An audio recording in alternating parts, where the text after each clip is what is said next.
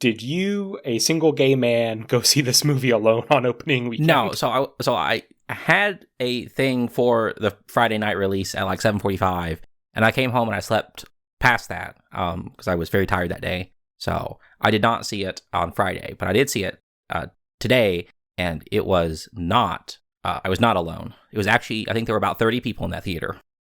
No. I mean, did you have anybody? No. What? Okay, and that didn't bother you at all? I mean, no. So it felt a little awkward, like both initially coming into the theater and then like leaving the theater, like because everyone else was either like. The vast majority of the people there were women, and so they were either with their friends or with their husbands / boyfriends. So I felt a little weird in that regard, and then I felt a little weird in a couple moments.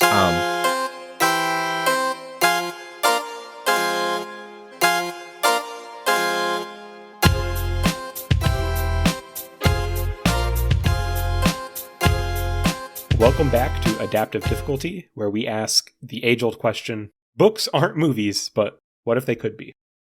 This week, we're going to be discussing Wuthering Heights, the 2026 adaptation, directed and written by Emeral Fennell, starring Margot Robbie and Jacob Elordi. This film is based on the Emily Bronte novel, 1847, by the same name. Because I'm very, very curious about this. So what I want to do, I'm just going to count down like we do at the beginning, and then you just say good or bad, depending on your overall thoughts. Just as a movie, I guess. It doesn't have to be as an adaptation of the novel. So the question is as a movie, okay. Yeah. 3, 2, 1. Good. Bad. Okay. I almost would have been on your side last night, right after I had finished watching it, but the more I thought about it, the more I disliked it. I went from it would have been like a 3 stars out of 5 to like 2.5, I think is what I gave it on Letterboxd when I finally logged it. As I was coming out of the theater, I was like, I had a lot of thoughts about it, but I was like, I enjoyed myself. Like, I didn't have, someone that's like just any amount of like movie time is like great. But as I sit here with it, I have the thing where it's like, if I'm just sitting in a movie theater, I'm like instantly rating everything like probably at least like a point higher than my actual feelings. Cause I'm just like, wow, like look at the big faces. That's true. I don't really have any like major problems with the movie as a movie. Because I did see another movie recently that I had some problems with, which we maybe talk about at the end, but I don't know, like... No, just go ahead. Let's do a tangent. Oh, fine. I saw Iron Lung, the Markiplier movie, and like some of the some of the hangups I have about that movie are like fair and genuine, and some of them are not. Like the fact that like I can't look at Markiplier in any capacity other than Markiplier, so I had a hard time seeing him in a movie role. And then like I don't watch Markiplier, but I'm imagining if like Northern Lion, who I do watch, was suddenly the star of like a blockbuster. Yeah, I don't think it would be convincing to me. And like I liked the movie fine. And I don't know if it was because of my theater specifically. And I did basically see this movie alone. Like no one else was in the theater other than like 2 other people. I feel like the audio mixing was bad. And I don't know if that was just because the speakers in the theater that I went to are bad because it's a small town theater and who cares, or if it was like the audio mixing in the actual film was bad. Okay, we can get into more. I just really wanted to know the binary on the movie, but we can do our normal. Do you have any prior Wuthering Heights knowledge? I do, because I read it in, as I do with apparently most of these books that we look at, read it in college, specifically for a 19th century monster class. So we were looking at it in the context of like Heathcliff as a monster. I have not read it before, or had not read it before. But I did take a Gothic literature class where it would have like, if the class were longer, I'm sure it would have been included, Mm-hmm. And I've read Jane Eyre, which I understand is Emily Bronte and Charlotte Bronte are not the same person, but they have similarities. But I had not read this specifically before, and I only really knew the like name Heathcliff as a shorthand for what would you even call it? He's kind of like a brooding, Byronic asshole. Yeah, Byronic hero. Yeah, or a Lysander. Is that? Probably. But did you see this movie alone? No, I saw it with my wife yesterday. What are your thoughts on the book, having never read it before? So when I was like halfway through it, which is, and for the record, for any unfamiliar listeners, we're going to heavily spoil the book right now and then heavily spoil the movie when we get to it. So, but halfway through roughly when Catherine dies, I was kind of annoyed with it because I was just like, I get the concept and what it's going for, but everyone is at such a like heightened level of action and emotion that instead of feeling impassioned and like manneristic, it just feels absurd. Like, I don't care what is happening to these people because they just like knock things off of tables and then punch someone at, like when anything happens to them, you know? Yeah, it's romanticism, Josh. But then, and this is what really gets me, not just about this movie, but apparently all the movie versions. Once I read the second half, then I quite liked it and was like, that is the recontextualization that like the first half needs to function. So it's insane to me that like apparently no movie or maybe like one movie ever has done the whole book. Well, like when you think about it in like terms of like, I feel like I've always heard about this book in terms of like, oh, it's like a tragic love story or whatever. And like it is, but I think it's much more interested in being like a gothic horror novel than it is to be like a romantic romance novel kind of thing.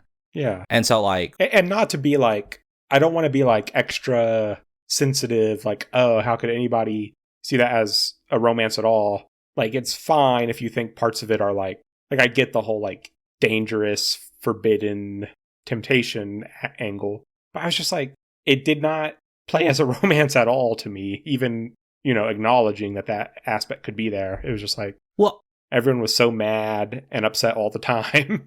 Yeah, I mean, it's one of those things where like, of course it's a romance, so even then, like on that level, like they can't be together at all, really, until like the very end. That doesn't even really happen in this book.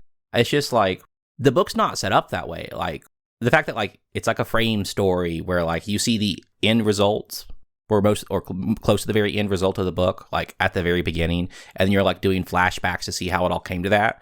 Like, that's very clearly, like, to me at least, it's not like the staple of like a romance kind of story. In general, I just thought that Heathcliff's whole rise to power and scheming to acquire all of the estates was just more interesting as a plotline to me. And also there is an actual romance I mean, it's still toxic and like only occurs because of quote unquote trauma bonding. But there is an actual romance at the end, which is more appealing. Yeah, it is a mirror of like the earlier relationship and like, this is how it could have gone if things were different. But everything, for me at least, centers around this fact that like Heathcliff cannot be better than like he is. And that's not what I want to say. What do I want to say? For me, this book feels more like it's about like the terribleness of the systems at play that prevent people from being the best versions of themselves. And the movie is not that. So the systems at play, are you meaning racism that Heathcliff might have faced, or just the fact that the like land system of the day prevents him from ever really, you know, if he had not schemed the way he did, owning property? Or yeah, I mean, it's the racism, it's the classism. Kathy would have not felt degraded to marry Heathcliff if he had been rich and or kind of educated and not quote unquote a brute. A gentleman in like the literal sense of part of the genteel class that can own, or does own property.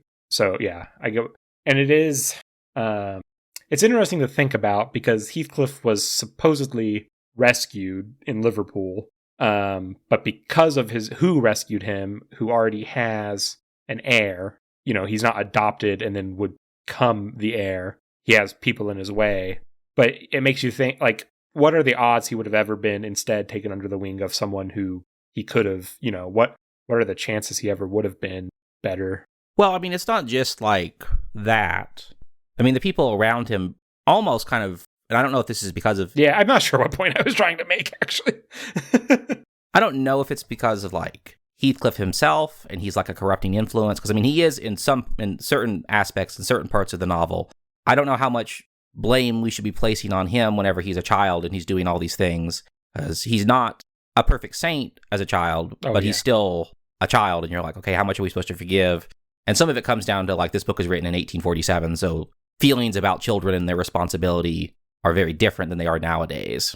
I'm going to go ahead. This is a concept I'll probably bring up throughout, because one of the big things that I think of and that I was like taught in Gothic literature, a woman named Valdine Clemens, who's a PhD in literature, wrote a book called The Return of the Repressed, where she talks about like Gothic literature is taking something that is repressed in society and ailing society and bringing it, like, shocking you with it so that you realize it's a problem. And it's a quote unquote instruction for life because it prepares you to confront these things. So an example would be, she talks about Dr. Jekyll and Mr. Hyde. Like, Mr. Hyde, like, tramples a young girl. And there was this, with some parallels to today, there had recently been a big news expose on, like, elites who were hiring child prostitutes in, like, England at the time. And how Mr. Hyde was, like, revealing the evil potential hiding underneath high-class people. And so I was reading her book, and she does not talk about Wuthering Heights at all, specifically, but she does talk about a book by Anne Radcliffe, who's another female Gothic author. And I found this quote that says, and she's borrowing a little bit from someone she's quoting, but it says, "We hang a thief for stealing a sheep, but the unchastity of a woman transfers sheep and farm and all from the right owner. In one sense, the chaste woman was the guardian of the man's property, but in another she was the property, or more precisely, the money which sustained property itself. As more and more young women from the prosperous merchant class furthered their family's interest by marrying the eldest sons of the landed estates, the dowries which women were expected to bring into marriage increased. In effect, quote, husbands were becoming more expensive, or to revise the formula, women were becoming less valuable." And I just thought that was so interesting in how perfectly it applied to Wuthering Heights, because A, that's all that Heathcliff's schemes are based on, is like, I need to get this woman married to the right person ASAP before somebody dies, so that now I own that piece of the property. And once I've accomplished that, they'll die, and now I've got to marry this woman to the right person, and so on. And then, but also I feel like there's this conflation of, like, Catherine was like one thing he possessed or like had in life. And once she's dead, it feels like he is almost equating, if I can own all this property that I associate her with, I will own her again. And he doesn't realize until he's accomplished it that did not solve that or, like, fill the same hole in himself. Yeah, that makes sense to me in terms of Heathcliff. I think at the very end he mentions how, like, every single thing he looks at reminds him of Catherine. Like, it has nothing to do with, like, actually looking like Catherine. He can look at the floor and do it. He can look across the moors and do it. And so I can see almost in a sense in which he's trying to control the area where he could recognize her. Yeah, it just feels like it's almost this, like, it's almost like economic thinking, like women and property occupy the same position in his life, you know, in a way, until he realizes he has all the property he could want, and it still is not the woman that he wants, even though he's been, like, psychologically conflating those two things. Well, I mean, he's been conditioned to believe that this is his path towards getting Catherine. He needs the land, he needs the money in order to impress her. And once his ultimate goal is no longer attainable, he just keeps going through the motions. And also, there was another quote, which I won't have to elaborate on this one because it's kind of obvious, in the same book. Women's childbearing capacity at this historical point in time was being devalued into a commodity which could be exchanged not so much for the perpetuation of the ancestral line as for the acquisition of new political and economic power. I mean, that is just... Well, that kind of ties... literally what happens in the latter half of the book. Yeah, and that ties into kind of my seeing of it, like, when you talk about, like, the repressed, I see it in the context of, like, familiar abuse or familial abuse, in the sense where, like, this idea of, like, the family Right. is, like, a loving thing, and your husband and wife are, like, good, honest relationships that, like, always work out.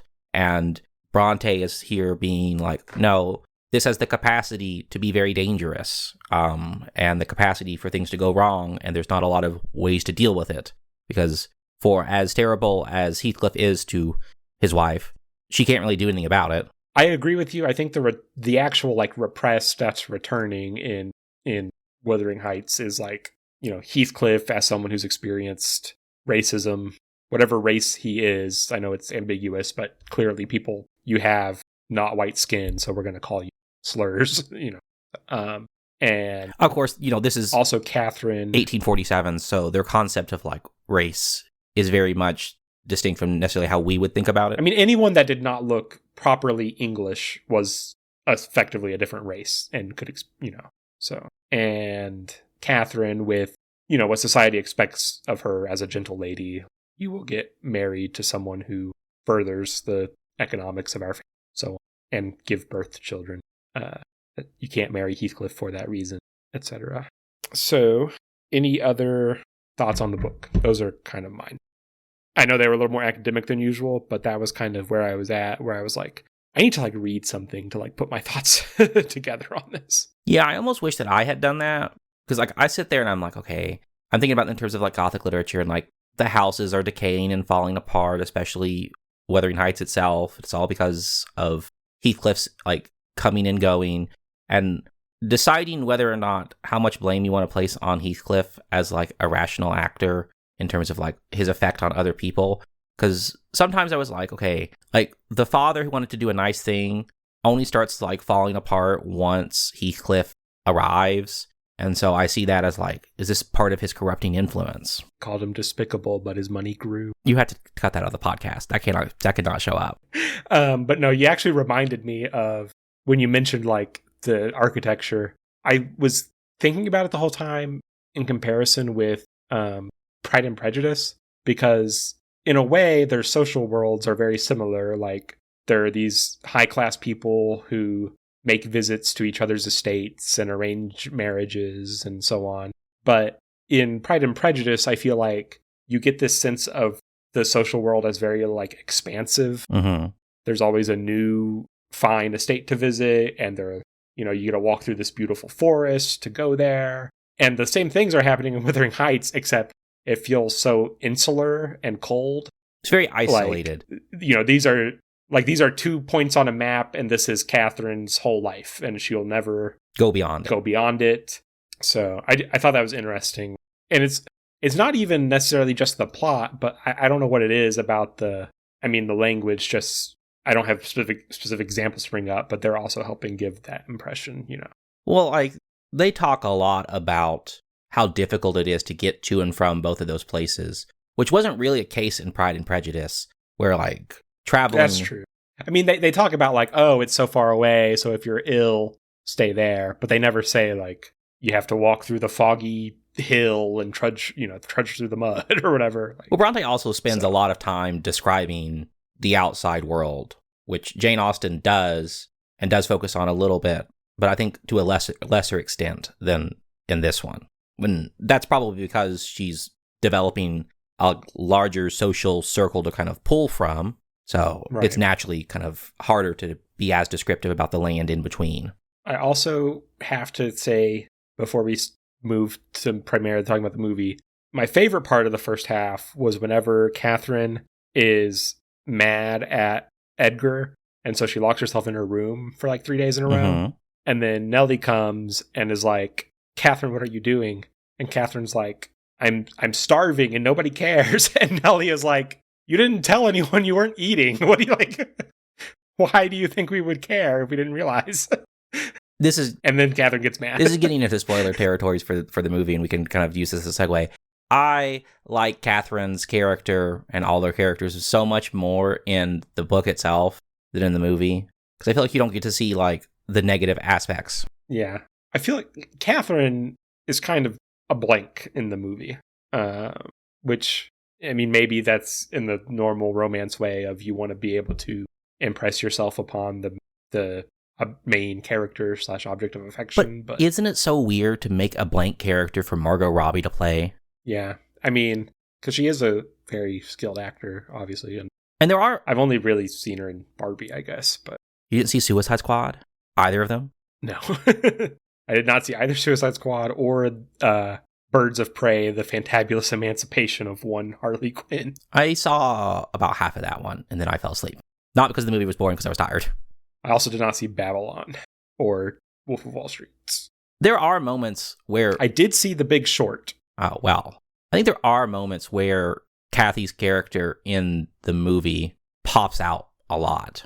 And it's usually whenever she's being mean. Yeah, I mean, I was like, she still has some of those like catty, just like super mean, whiny moments, which... Because it was really for the first half of the movie, I was actually the most disappointed I was in terms of like my movie going experience and my adaptation going experience, where I was like, I don't know what they were going for, but they like missed the mark for like up until Heathcliff returns. I'm like, I don't like this movie. And then he returns and I'm like, I like this movie. I feel like I kind of had the opposite, where I was like, it's different, but it's vibey enough, and there's enough like, there are beautiful shots of the moors, you know. Well, yeah, those like, I like those cinematography. I know what you liked about the first half. Kind of like, oh, what? Which part of the first half? Clearly, it's the Margot Robbie masturbating on the moors. Oh yeah, of course.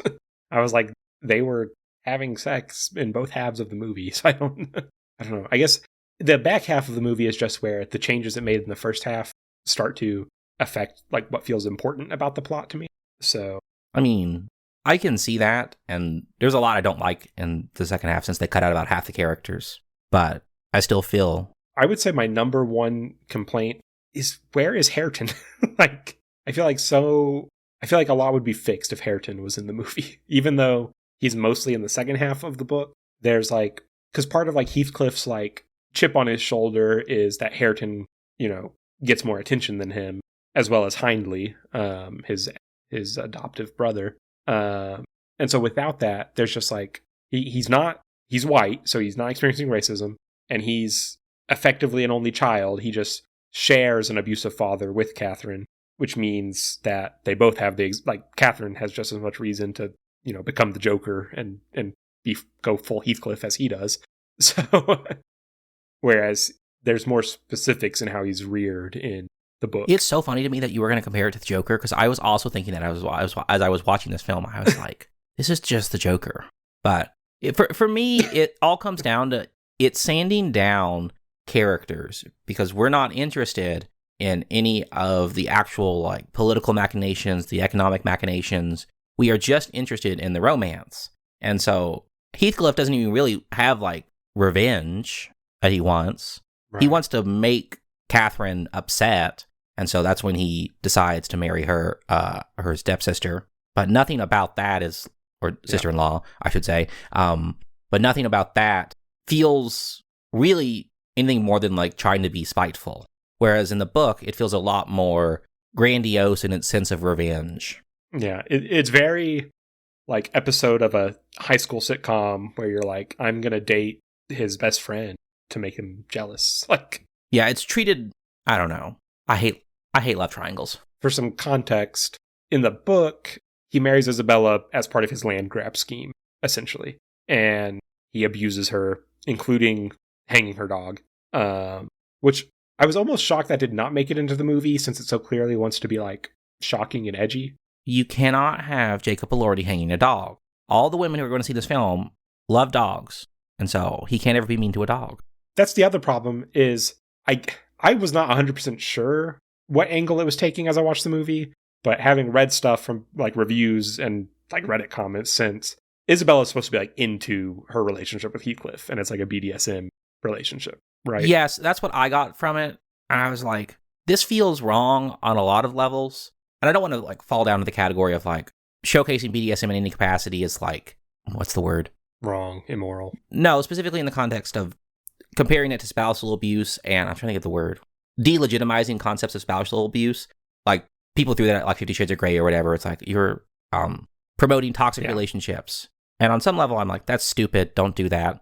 It's just something that people have fun and are interested in. And fiction is always going to take things further than you should in real life. But then you get to this moment, I'm like, why? Because for me, one of the most troubling aspects of reading the book is that relationship that he has with Isabella and how destructive it is and how tormenting it is to her. And the focus on that kind of spousal abuse angle, it leaves a sour taste in my mouth when I see this in the film. And it's just treated as like, haha, she's actually really into the being abused kind of thing. And like in the book, because the movie also has quite a lot of language lifted directly from a letter that Isabella writes where she says like, Nellie, help explain this to me. Like, I've married a monster. I don't know what's going on. But in the book, she just writes that letter of her own accord when she gets the chance. In the movie, it's like Heathcliff saying like, haha, we should write this letter because it'll make Catherine want to come over and see what's happening so we can bait her back over here. And it's like a scheme they've cooked up together. And it just feels like the movie just wanted to get away with like, you're allowed to find Heathcliff hot and it's a romance, so we can't have him, be a domestic abuser, which in one is fine because that would be very strange in the movie they did make. But on the other hand, it's like, but the complexity and the like texture and what's interesting about the book did not make it to the screen in that sense. So that whole sequence felt the most Joker Harley Quinn relationship kind of thing.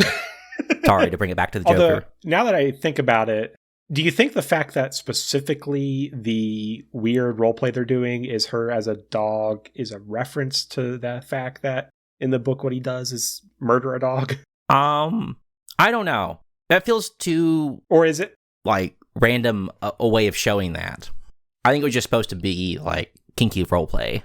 Of course, okay, I have two problems with this whole sequence. One is, like, the initial... What was he expecting Catherine to do if she had been the one to walk in and it was not Nellie? On seeing, like, her sister-in-law wearing a collar, being chained up, barking like a dog. Like, what was initially his thought process behind it? Oh, if Catherine showed up? Yeah. Two chicks at the same time. That's probably true. Well, do you think she looked at the camera and be like, wow, it's a Wolf on Wall Street or something? Other thing is so small, but it bothers me so much. Isabella taunts Heathcliff about not being able to write the letter himself, because I guess he never learned how to read, and that just doesn't make any sense to me. So they basically port the fact that Hareton is illiterate onto Heathcliff. In the book, at the beginning, Heathcliff, we don't even know if he's illiterate. He doesn't speak English. He speaks some other language that nobody knows. But he pretty quickly just becomes normally literate, as far as I remember, and writes those letters himself. He does a lot of writing in the book. I just don't understand like why they thought this seems believable. Because I'm like, he went off to go make his fortune or whatever. Why would he not learn how to read at that time? I don't understand it. Yeah, and he comes back in like a nice coat and like, the clean haircut and the grills on his teeth or whatever. But I'm saying like they also even stole the scene where Catherine, the child of Catherine, the daughter named Catherine, it's all very confusing, is talking to Hareton and is like, you stupid boy, how can you not read? Like there's a picture right there. They just transpose that. That doesn't happen between Heathcliff and adult Catherine. Does it? I don't believe so. At any point? This is going to be the most confusing episode because there are like 4 Catherines and they could be both adult and child at any given time. Yeah. Honestly, there's not that many characters in this book, but I had so much harder of a time in the first like 150 pages knowing who anyone was, even compared to like Pride and Prejudice, which has like 20 relevant characters. But they're not naming each other after their brothers and sisters and mortal enemies, so they're all like, here's Linton Heathcliff, who is the son of Heathcliff and is named after his uncle. He's the son of Heathcliff, single name Heathcliff, and Isabella Linton, named after their family, Linton Heathcliff. And then there's Catherine Earnshaw, who's married to Edgar Linton, who has the daughter named Catherine Linton. If you have not read the book or like seen someone break down the plot of the book, please go do that before you finish this episode, because I don't think there's any way that we're going to be confusing each other talking about these different characters. I downloaded a family tree, which to some degree had spoilers because it told you who ended up having children, which I didn't realize was going to be like essentially a twist of the novel. But I don't think I could have gotten through the first half if I had not had whose name was who available. Yeah, mine has and I didn't realize it had it until the end when I was looking back through it. It has a family tree. And I can now distinctly recall my professor being like, you should look at this family tree because otherwise you'll have a difficult time. And you know what? She was right. So my general point that we got off of is, and this is going to be one of my here's my read of the movie. And it's not overly kind to the director of it. So I've set it up with talking about this Return of the Repressed thing. So what we end up having is, in the book, Catherine is a repressed because of her station in society as like a gentlewoman who has to marry in a certain way. In the movie, she is the daughter of a poor, quote unquote, although they have servants, but a poor family with like a dilapidated estate and a drunken, abusive father. So really, and those are the only two members of the house. So there's really not a lot of attachments that mean she has any reason to like continue living that life if she were to like find a husband elsewhere or, you know, whatever option she has. But that's less of my complaint because she is still a woman in that time of society. So she is still repressed. Heathcliff in the novel, again, his race is ambiguous, but he's some skin color that causes people to be mean to him. And he, again, is like an adopted child and does not get as much attention as Hindley, which is Catherine's brother that has been cut from the movie. And especially once Mr. Earnshaw dies and Hindley, like he is Hindley's charge, and Hindley does not care about him or Hareton at all, really, but cares about Hareton a little bit more. So when he grows up, he has been repressed and has these things that like are coming to the fore of like how he's been mistreated. But all of those aspects have been cut from the movie to the point where it's like, it doesn't just feel like, oh, they had to make the movie more efficient. It's like suspicious. So it's like, how could you manage to have cut everything that contributed to those points of the plot? And instead, what we have is that he's illiterate, and we still have the fact that he was adopted and poor. So when he comes back and he's still illiterate, but now he's like kind of scary and mean, you know, but not too mean that you can't be attracted to him. It just feels like this director has taken a story that was about actually repressed people and been like, it's scary when poor people are able to rise above their station. And I haven't seen any of her prior movies, but this is a complaint I've heard about Saltburn, which is about like a social climber who goes to Oxford and then like attacks the like wealthy families there. And I wanted to be more fair than that. I was like, because haven't actually seen that movie, so I don't know if that's a fair take on it. So it's not like I was going into this movie like, I'm going to get her, like she's going to do it again, and you know. And Josh, I can't believe you hate women directors. The more I mulled on it, the more I was like, so if it doesn't have these elements that seem so important, what is it left for it to say? And I guess the other repressed thing is like, you know, relatively wealthy women, like the director, should be allowed to be like horn dogs, because that's Catherine's plotline. So yeah, so I was thinking this whenever Isabella's playing as the dog. I was like, and I wrote down in my notes that I did afterwards, because I did take my notes into the theater because I didn't want to do that. I didn't want to seem like a weirdo being by myself. Oh yeah, I didn't either. We've debated this before. I definitely did not take notes during Minecraft. I heavily debated it for this one and did not. So. Yeah, I was just too near other people that I was like, I cannot possibly do this. They're going to think I'm the weirdest person in the world. Because you know what? No, they'll be like, is that the film critic for the New York Times? No, they're going to be like, this weirdo is trying to learn tips to like, I don't know, hook up with women or something. Yeah, it would. Could have gotten away with it because I entered with a wife, but like, yeah. No, if you had been doing it, they'd been like, this man wants to cheat on his wife, or they might have been like, he's taking notes so this doesn't happen to him. No, but I wrote down afterwards. I was like, need very sweaty dough.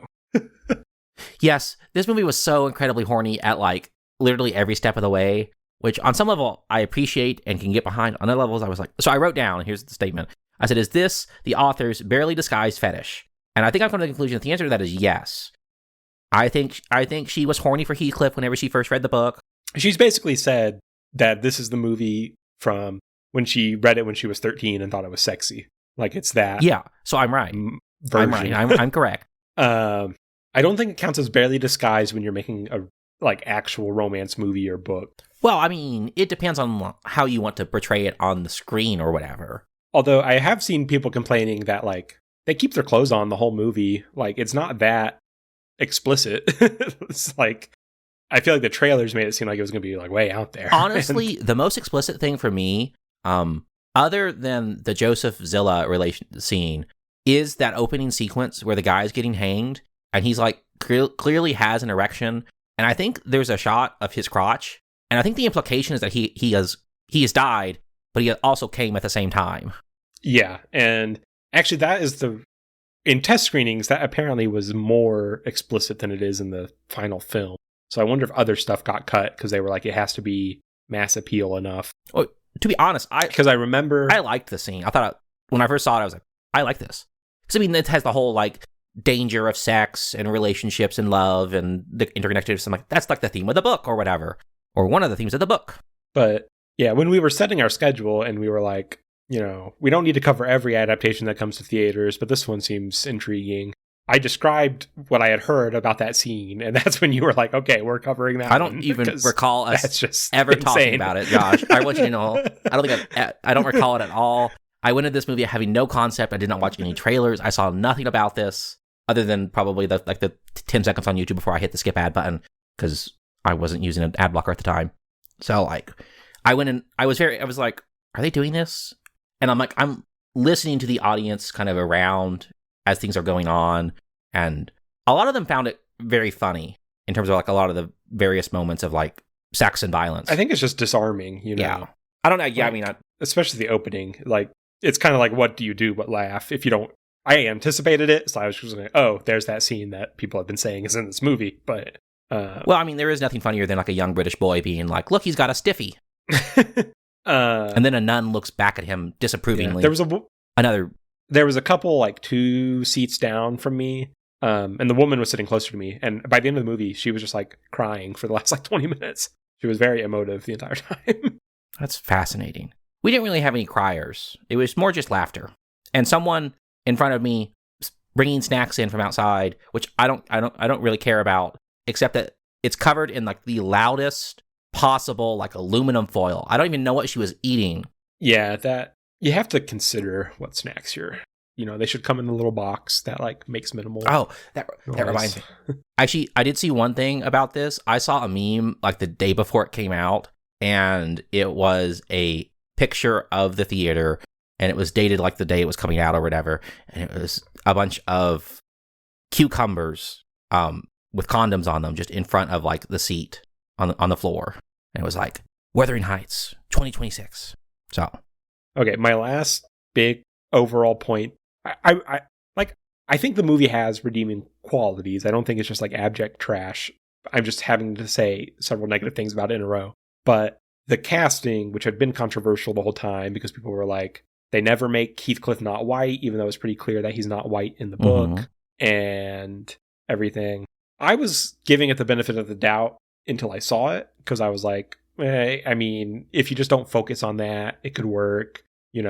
People with dark features could be called the things that he's called in the book, possibly. You could just focus more on... be a mild stretch. You could just focus more on the classism aspect of it.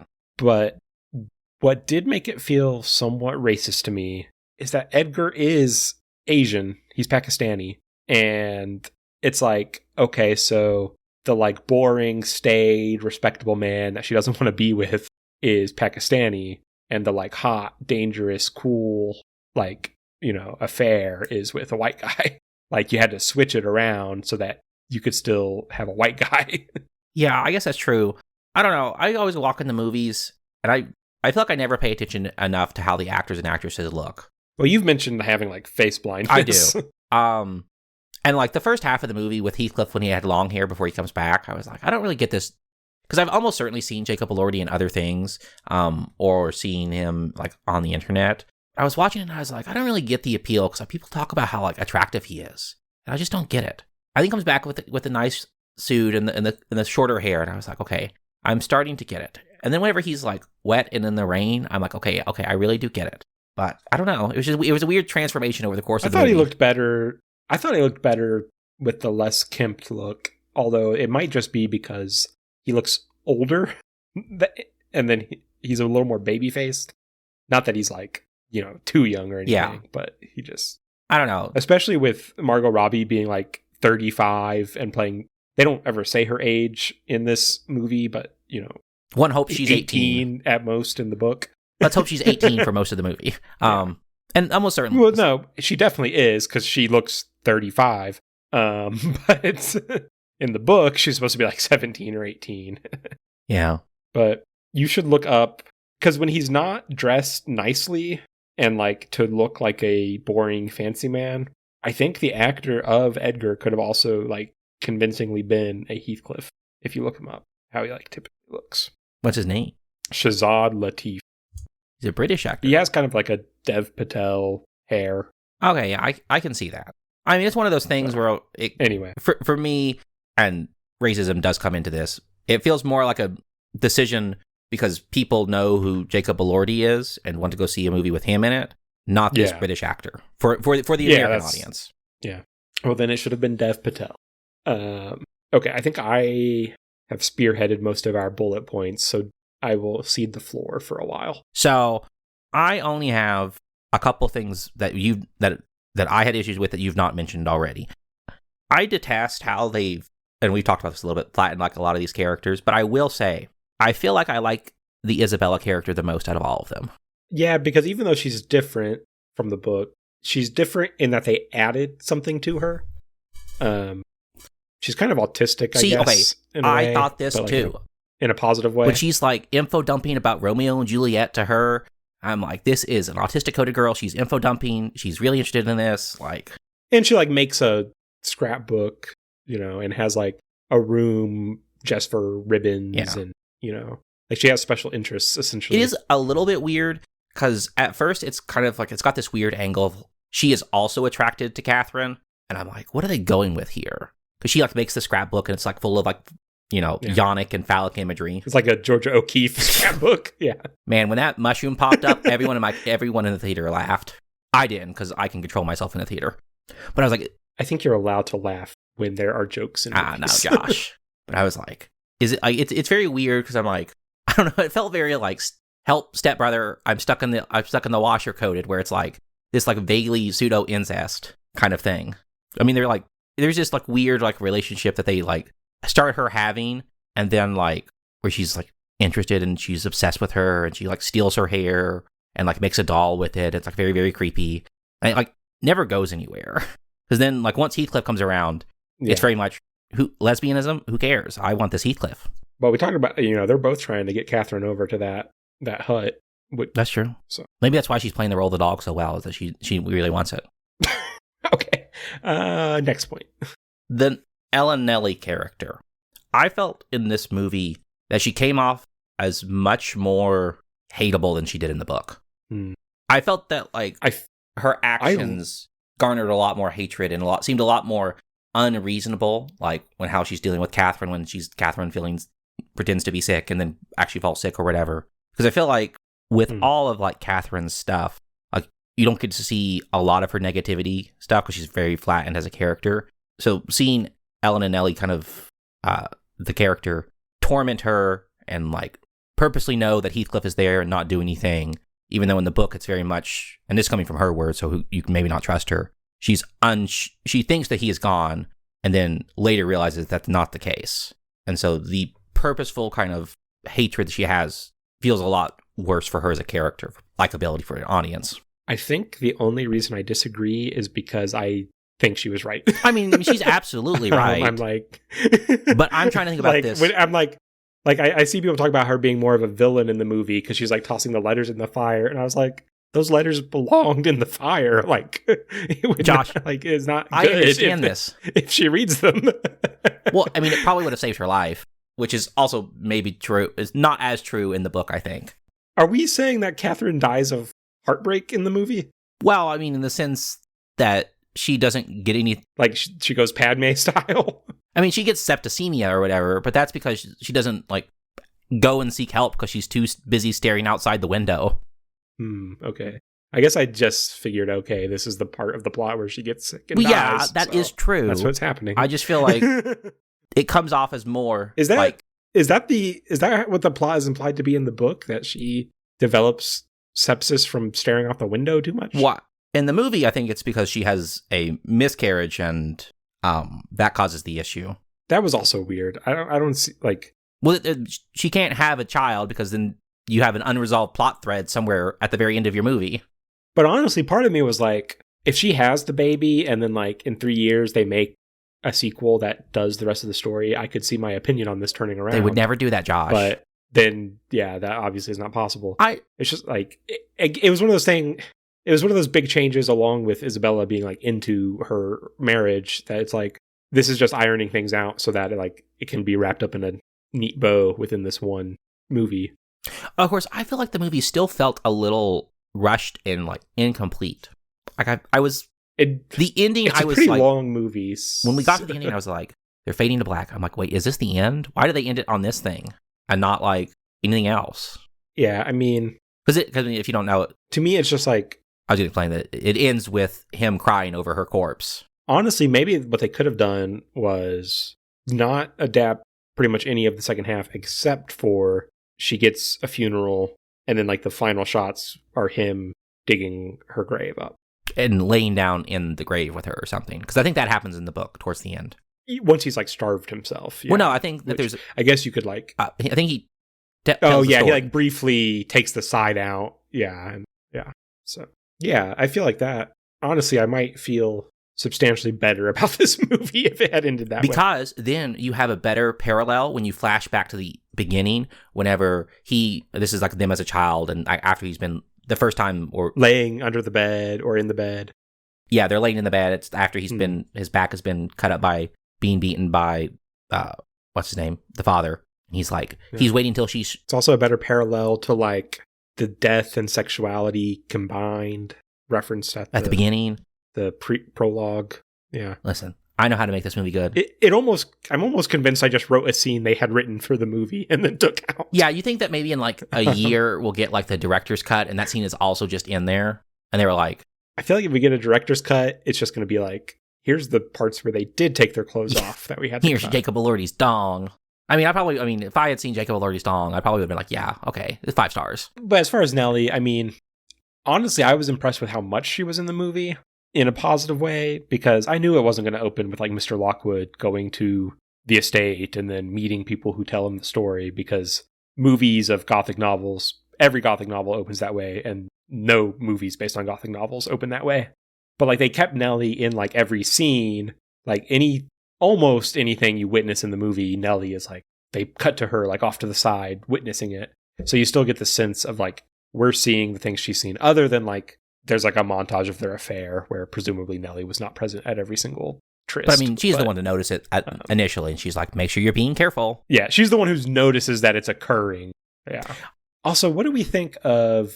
Do we think Heathcliff and Catherine ever consummated their relationship in the novel? I always got the impression that that was not the case. And to what extent it was a matter of like, this is 1847 and you can't push boundaries too far, even though this book pushes boundaries in other ways. Right. I just feel like their relationship doesn't work in the book if they have ever consummated that relationship. Like it's so full of like... It's less yearning. Yeah, you need more yearning. More limerence or whatever that word's called. Again, that's like... You need the second half where Heathcliff is, I don't know, sexually frustrated in addition to all his other problems, for that to have an impact. But can you imagine this movie without that like montage of sex scenes in terms of like pacing, in terms of like audience reception? Well, it's already gotten a more muted audience reception than I would have anticipated. If you look at like, there are like polling firms that just do the opinions on movies and stuff. So like Cinema Score it has a B, which for new movies is pretty bad because everybody who has just seen a new movie they were looking forward to wants to give it an A+. So the grades tend to be inflated. I just feel like they needed more. Yeah. I mean, the way I think of it is always like in a romance movie, a love scene is an action scene, you know? It's like a break from the runtime. Yeah, but you still want to give it its due credit. And I mean, we got a couple slow love making scenes. Not slow in the sense that like they were slow love making scenes, but in the sense that like it was not a montage. The movie slowed down to include it. Yeah, but I just mean like, you know, like in a sports movie, you know, exciting, tense sports moments are action scenes, and you know, it's like whatever is the most like visceral thing you're going to include is the equivalent of an action scene. Or even in like musicals, I would say a good song in a musical is the equivalent of an action scene. A bad song really hurts, but that's a different... I just feel like there was not a lot of stakes in terms of this movie. Because like when you look at like other romances, like you have the initial like... I mean, the big stake is that they can't be together, and they're trying to get around that or whatever. But in the meantime, they have like smaller, minor stakes. And you have this subplot with Catherine being pregnant. And I just feel like it would have been a better subplot. If you're going to change so much to eventually not have her have the child, why did you not make it so that it's a question as to whether or not it's Heathcliff's or not. Yeah, and I feel like it's even a little bit of a question in the novel. It's maybe not spoken, but the reader can put two thoughts together and be like, So, because I feel like it was supposed to be this like epic betrayal of Heathcliff, where he overhears them being like, "Well, my son will be cold if you stay outside," and that's supposed to be like she was supposed to tell him and she didn't, and so this feels like it's supposed to be a betrayal. But I feel like there's no weight behind it. They just use it to make Heathcliff horny again. Yeah, that was a weird scene. That one when he's like, "I will fucking murder your husband and drink his blood." Yeah, I mean, it goes back to two things I've already said, which is there's not really that much pressure on Catherine in the like way she's raised in this movie to where she couldn't have just been like waited a few more years and then either married Heathcliff when he got back, although of course she doesn't know he's going to come back, or just like found someone other than Edgar. Like she just marries Edgar because she's passive, basically, and just like, well, he's there. Whereas in the book, it's more clear about her trying to like secure her status while she can and like help out her family. And she also likes him more in the book. Yes. She actually does have... I thought the movie was strange because I was like, Catherine likes her time at Edgar's and with Edgar a lot more in the book than in the movie. Like in the movie, it's a shot of like, oh, yeah, she's all like beautiful and she's all these rich things, but she's like empty inside and the sex is boring. In the book, she... Like, they kept her line about, like, how could anyone not love Edgar? He's so charming and pleasant. But it's in the same way of, like, you know, it's like a lot of romances have, where it's like St. John in Jane Eyre. Like, he's the practical choice that makes sense, but he's boring and lame. But in the book, she has a lot more dialogue about how much she likes him. And in that scene with Nellie, she's going on about, like, well, I love him and I want to marry him, but it just feels like it might not be right. And you can tell Nellie's kind of like, you're not going to be happy in this marriage. Like, in the back of her mind, she's like, she doesn't want this, but maybe it's for the best. So I'm not going to speak up too much. But there is some amount of like actual passion behind wanting to marry Edgar, I guess. And that's how you do a love triangle, because, I mean, the book ends with all three of them being put together in like the same grave. Like, it's clearly meant to be like, yeah, she loves both of them. And Heathcliff's always like, it's also, I would murder him. It's also crazy how like everybody in the book dies just like one after the other. And it's not like somebody goes on a murderous rampage. It's just everyone like in turn is like, well, I'm sick now, so I'm going to die. It's because Heathcliff, he brings the sickness. It's crazy that they managed to make a movie with one essentially death out of that story. Yeah. Well, there's 2 deaths in the movie. Mr. Earnshaw and Catherine. Oh, there's 3. Sorry. I wasn't counting Catherine. Oh, the first guy who hangs and enjoys himself. He was dead before. No, he's dying as it's going on.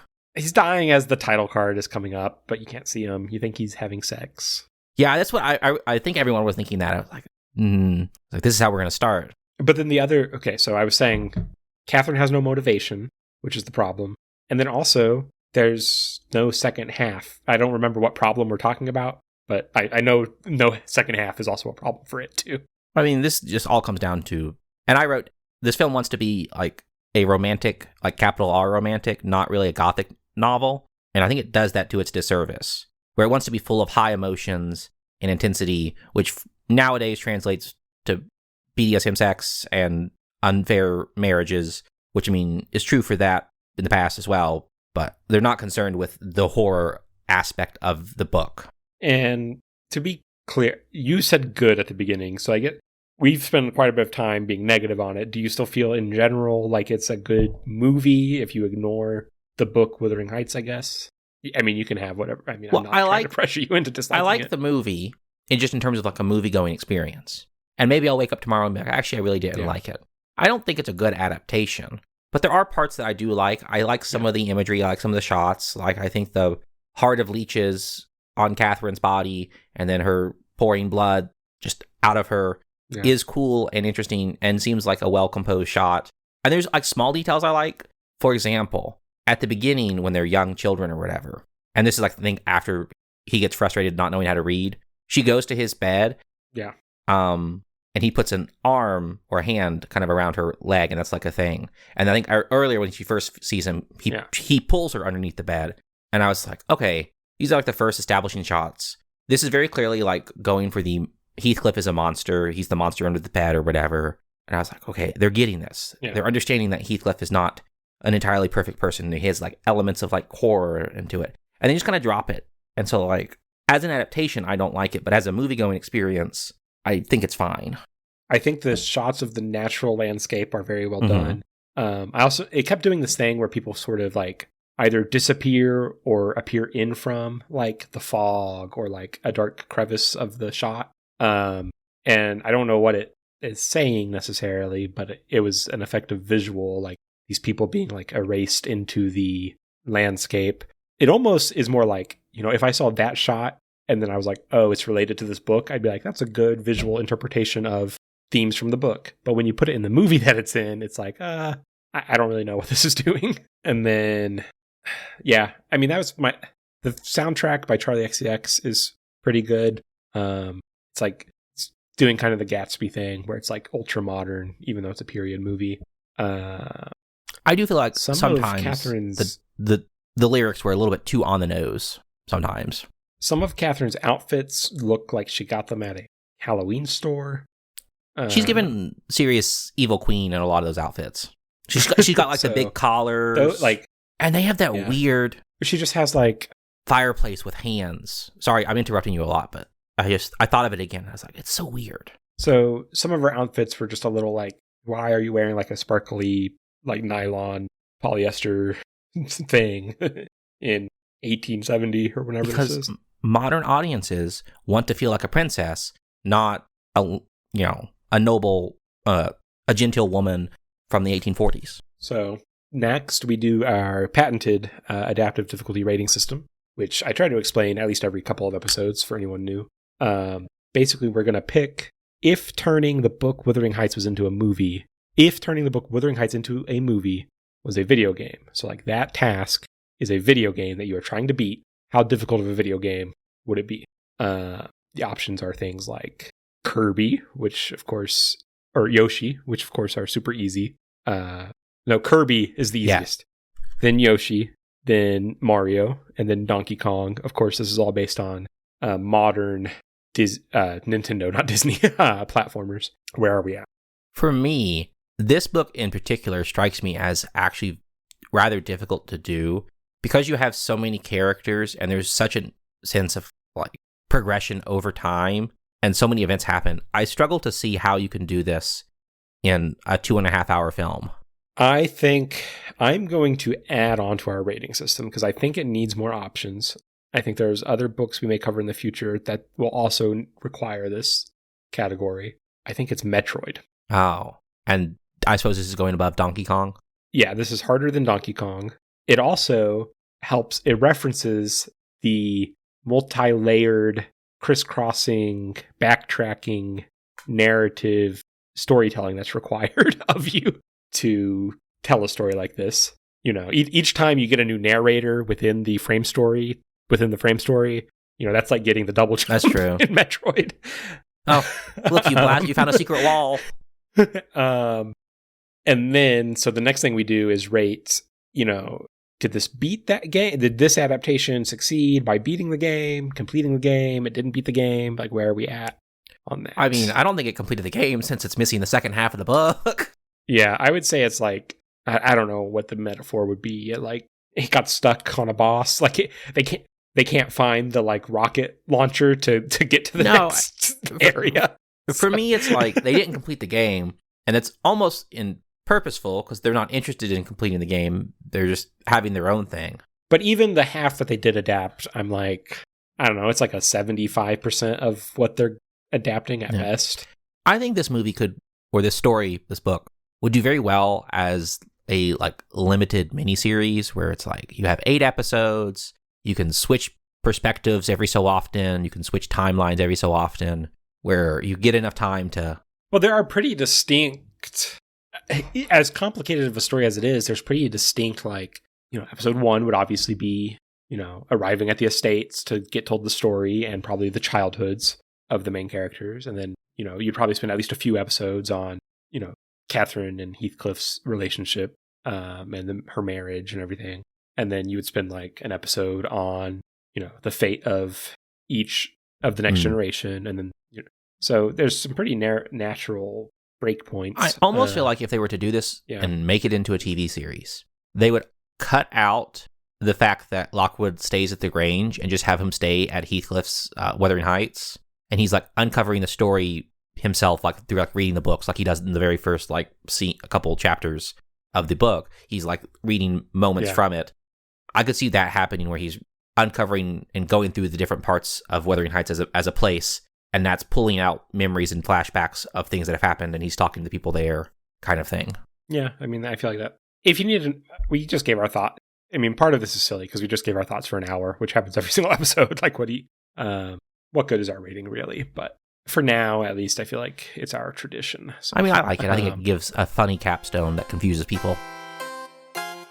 If you've listened to the podcast so far, rate us, like us, comment, subscribe on whatever podcast platform you're using, whether that's Spotify or Apple or any other. If you want to reach out to us, our email is adaptivedifficultypod@gmail.com. We are happy to receive any feedback.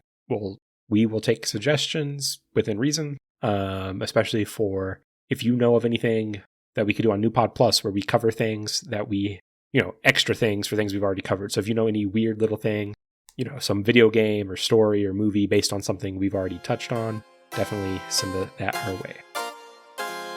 Read, seen, watched anything else lately? Still reading It. I took a break from It whenever I started to read this because I was like, oh, this is like 300 pages. Let me probably dedicate most of my time to doing this. It's good, surprisingly. I'm sure. It's interesting. I don't know. Stephen King is very good at getting me to care about these kids as like characters, because I feel like the movies and the miniseries don't. I watch them and I'm like, I don't want these characters to like die and be brutalized and tormented by Pennywise. But I feel a lot more strongly about that in the book. Like just seeing them like be kids and do kid things like build a dam get so much more time in the book than like the things, and so I like that. That makes sense. I mean, when you make a book that long, you develop an attachment.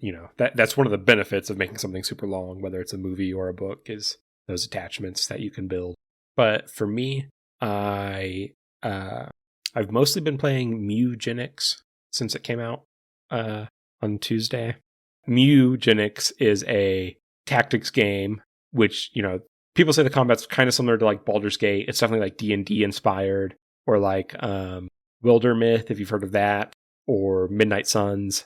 So it's on a grid, and you have different abilities, and they can have like environmental effects or status effects, and you're trying to kill the other side. Oh, so it's XCOM. Your side dies, which is a bunch of cats. Yeah, it's XCOM, but as a roguelike. So you have a house of cats, and you take like up to 4 on an adventure at a time, and you go across like a Slay the Spire-esque map, although it usually only has like one branching path at most in this. And you have the fights, and then you upgrade your cats and give them gear, but you only can use each cat one time on like one adventure, and then they retire and can't go on more adventures. But at your house, you're like going through days, and the cats can breed with each other. So like you want to keep the cats that have the best stats to like influence how good of cats you're getting, and they can like pass down their traits and stuff. But it's just very good in this, like, it's very good at like giving you enough tools to feel good at it, but also like force you to play in different ways and like feel clever, because it's like, well, I gave this cat who has the ability to take 2 attacks, and then I gave them the item that makes it where their attacks cause, minions to spawn on my side. So now they're spawning twice the amount of minions. And then I gave that cat the ability to have like a duplicate of itself. So now I'm making quadruple the amount of minions. Like there's a bunch of different combos like that where you just feel smart for finding them. So that is like what makes it fun, I think. Yeah. That'll be the only thing I bring because I talked about it at least.